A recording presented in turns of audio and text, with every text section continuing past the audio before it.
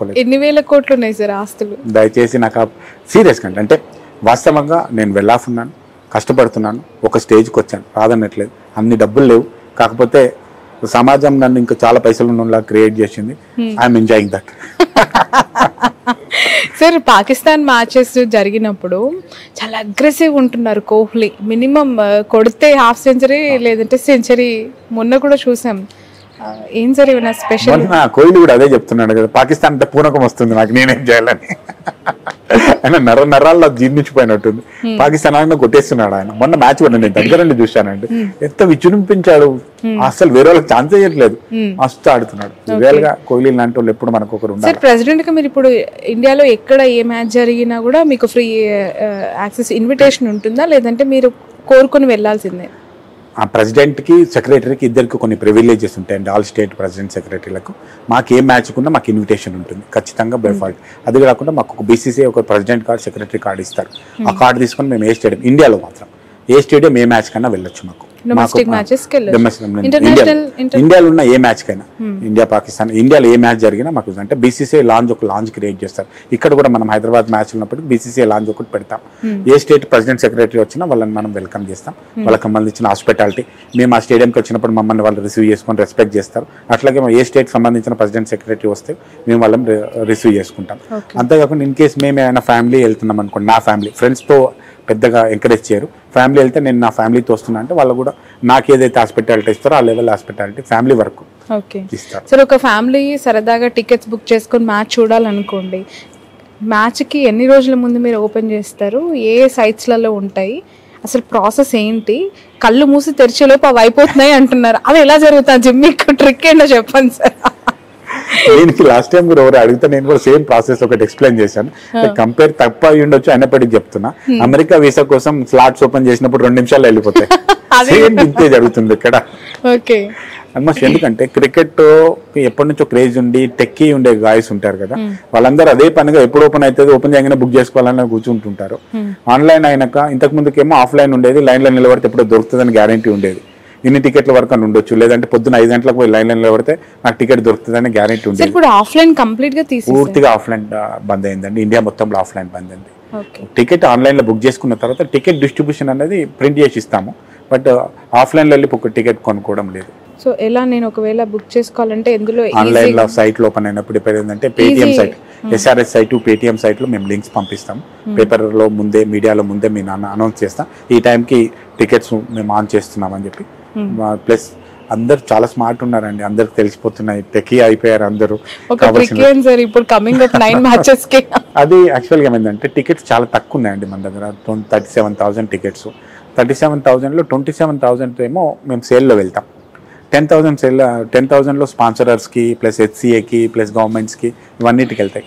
8,000 25,000 దాకా సేల్లో వెళ్తాం అనమాట. 25,000 విత్ ఇన్ మినిట్స్లో వెళ్ళిపోతాయి. ఇట్లా ఓల్డ్ పీరియడ్ అండి అది. స్పాన్సరర్స్కి అండ్ బీసీసీఐకి ప్లస్ హెచ్సిఏకి ప్లస్ గవర్నమెంట్ అఫీషియల్స్కి వాళ్ళకి వెళ్తాయి. సార్ ఫైనల్లీ జైషాకి సంబంధించి ఆయన వచ్చినాక విజృంభిస్తుంది ఇండియా అని ఒకవైపు అంటూ ఉంటే, తండ్రి హోంమంత్రి కదా, ఇంకా కొడుకుకి పదవి వచ్చేసింది, ఇంకే ఉంది, అనుభవిస్తూ ఉన్నారు దాన్ని, స్వీట్ ఫ్రూట్స్ని అని. జైషా గారిని వన్ సైడ్ ఆఫ్ షేడ్ చూసిన వాళ్ళు ఆ మాట అనొచ్చు, కానీ జైషా గారిని దగ్గరగా నాలాంటి చూసిన వాళ్ళు వెరీ జీనియస్ అండి. ఆయన ఏదో డైరెక్ట్ వచ్చి బీసీసీఐ సీట్లో కూర్చోలేదు. ఇంకా నేనన్నా హెచ్సిఏ ప్రెసిడెంట్ డైరెక్ట్ వచ్చి ప్రెసిడెంట్ అయినా గెలిచి ఎలక్షన్లో. బట్ ఆయన స్టేట్ అసోసియేషన్లో ఫస్ట్ పని చేశారు, స్టేట్ అసోసియేషన్లో చిన్న పోస్ట్ చేశారు, ఆ తర్వాత స్టేట్ అసోసియేషన్, గుజరాత్ అసోసియేషన్ సెక్రటరీగా చేశారు, ఆ తర్వాత బీసీసీఐలో కొన్ని కమిటీస్లో ఉన్నారు, ఆ తర్వాత బీసీసీఐ సెక్రటరీ అయ్యారు. బీసీసీ సెక్రటరీలో పర్ఫామ్ చూసిన తర్వాత ఐసీసీఐ చైర్మన్ అయినారు. ఇంత లాంగ్ జర్నీ ఉందండి, వన్ డే ఓవర్ నైట్ వచ్చి చేయలేదు. అంతేకాకుండా అమిత్ షా కొడుకు కొన్ని అడ్వాంటేజ్ ఉండొచ్చు, కాదన్ను, బట్ ఎఫిషియన్సీ లేకపోతే ఎవరు ఉండరండి. చాలామంది పొలిటికల్ లీడర్ని కూడా చూసాం మనం, సీట్లో వాళ్ళు కూర్చుంటుండొచ్చు కాకపోతే సీటు నిభాయించింది ఎవరు లేరు. I don't want to take the names, మీ అందరికి తెలుసు. ఎవరికైనా అవకాశం కొంచెం పుష్ వస్తుండొచ్చు తప్ప సీట్ని హ్యాండిల్ చేయడం అంత ఈజీ కాదండి. అట్లాగే జైషా గారి విషయంలో కూడా ఆయన చాలా జీనియస్, చాలా బ్రెయినీ, ఎవరిని ఎక్కడ ఎలా కంట్రోల్ చేయాలని నాకు బాగా తెలుసు, ఎవరిని అప్రిషియేట్ చేయాలో కూడా తెలుసు. థ్యాంక్స్ టు జైబాయ్ అండ్ టీమ్, మమ్మల్ని కొంచెం బాగా దగ్గరగా బ్లెస్ చేస్తున్నారు. థ్యాంక్ యూ జై సార్. ఓకే సార్, జై గారి గురించి కొంతమందికి ఆయన ఫుల్ సపోర్ట్ ఇస్తూ ఉన్నారు ఇండియన్ టీంలో అనేది ఒక విమర్శ. టాలెంట్ లేని ఎవరికి ఏం సపోర్ట్ చేసినా ఏం రాదండి. సింపుల్ గా చెప్తున్నాను, గవాస్కర్ కొడుకు క్రికెటర్ ఎందుకు అవ్వలేడు? గవాస్కర్ ని కాదని చేసే రోజులు ఎవరు లేవు కదా, రైట్? జయషా ఫ్యామిలీ నుంచి ఎవరైనా క్రికెటర్ వచ్చారా? ఇన్ కేస్ మీరు అట్లా అనుకుంటే జయషా ఫ్యామిలీ నుంచి ఎవరినో కొంత తెచ్చి ఆడించవచ్చు కదా, ఎవరిని చేయలేదు. ఎస్, ఎక్కడో దగ్గర ఎవరు మంచిగా ఆడుతున్న ప్లేయర్ని ఆయన అప్రిషియేట్ చేస్తుండొచ్చు కదా. ఇప్పుడు కోహ్లీ గారు బాగా ఆడుతున్నారు, ఆయన అప్రిషియేట్ చేస్తుండొచ్చు, జయషా మనిషి అని చెప్పలేము కదా, అట్లా జరుగుతుండొచ్చు. కానీ టాలెంట్ లేకుండా ఎవరు ఏమి చేయలేరు. మీరు అన్ని చెప్పారు సార్. ఈ ఇంటర్వ్యూ క్లోజ్ చేయాలంటే మీరు ఆ బుర్కా వేసుకున్న ఫోటోలు ఇవ్వాల్సిందే కెమెరా ముందు. నేనైతే ఫోటోలు ఇప్పుడైతే ప్రెసెంట్ నా దగ్గర లేవు. మీరు ఇస్తా అన్నారు. నేనేమంటున్నాను, పేర్లు కూడా సార్, ఇద్దరు పేర్లు చెప్పాను. నెక్స్ట్ టైం మ్యాచ్ జరిగేటప్పుడు, నెక్స్ట్ టైం మ్యాచ్లకు ఖచ్చితంగా వాళ్ళు జరుగుతారు, వాళ్ళతో సెల్ఫీ తీసుకొని నేను పంపిస్తా. It's my promise. నెక్స్ట్ ఇప్పుడు మ్యాచ్ లో వాళ్ళు వస్తారు, నేను కావాలని సెల్ఫీ తీసుకుంటా, పంపిస్తా. It's my promise. ఇక్కడ కోహ్లీ, విరాట్, మన ధోనివి ఇప్పుడు ఐపీఎల్ లో ఆ రెండు, చెన్నై మ్యాచ్ లేదు మనకు, ఆర్సీబీ మ్యాచ్ లేదు. మేబీ వాళ్ళు ప్లే ఆఫ్ మ్యాచ్ ఖచ్చితంగా వస్తారనుకుంటే, ఏదో ఒక టీం వస్తుంది, అప్పుడు వస్తారనుకుంటా. చార్మినార్ లో వాళ్ళు వెళ్ళే రెస్టారెంట్ పేరు ఏం సార్? పిస్తా హౌస్ లో వాళ్ళు హలీం ఇంట్రెస్ట్ చూపిస్తారు. అంటే ఒక రెస్టారెంట్ అని కాదు, గల్లీలో ఉండే స్ట్రీట్ ఫుడ్, బండి మీద ఉండే ఫుడ్ ఉంటుంది కదా, అది బాగా ఇంట్రెస్ట్. ఏ గేట్ నుంచి వెళ్తుంటారు సార్ మామూలుగా? సీరియస్ గా నెక్స్ట్ టైం మీకు చాలా పంచుకుంటాను. Okay, thank you so much sir. Wish you all the best. Finally as a HCA president, what is your message and words about Uppal Cricket Stadium and to Telangana, Hyderabad? HCA లో మన ఉప్పల్ స్టేడియంలో ఒక పండగ వాతావరణం already ఏర్పడింది. దయచేసి ప్లేయర్స్కి మంచి encouragement ఇవ్వడానికి మీరు అందరూ స్టేడియంకి రండి, వచ్చి మ్యాచ్ని చూడండి. అయితే ఒక చిన్న రిక్వెస్ట్, మనమందరం స్టేడియంలో వెళ్ళి అన్ని మ్యాచ్లు చూడాలని అనుకుంటాం, బట్ నా రిక్వెస్ట్ ఏంటంటే కొన్ని మ్యాచ్లు టీవీలో చూడండి, కొన్ని మ్యాచ్లు స్టేడియంకి వచ్చి చూడండి. కొన్ని మ్యాచ్లు మీరు టీవీలో చూడడం వల్ల కొంతమంది వేరే వాళ్ళకి కూడా అవకాశం వస్తుంది. నా ఇంటెన్షన్ ప్రకారంగా ఇక్కడ 3-4 లక్షల మందికి మనం ఈ వ్యూవింగ్ ఎక్స్పీరియన్స్ ఇవ్వాలని. అందరూ 9 మ్యాచ్లు మీరు చూస్తే వేరే వాళ్ళకి అవకాశం ఉండదు. 1-2 మ్యాచ్లు మీరు స్టేడియంకి వచ్చి చూడండి, మిగతా మ్యాచ్లు వేరే వాళ్ళకి అవకాశం ఇవ్వండి. ఎందుకంటే మన దగ్గర ఒక 37,000 టికెట్సే ఉంటాయి. ఒక కొత్త స్టేడియం వచ్చిన తర్వాత మనందరికీ 1,00,000 మందికి అకామిడేట్ చేసుకుంటాం.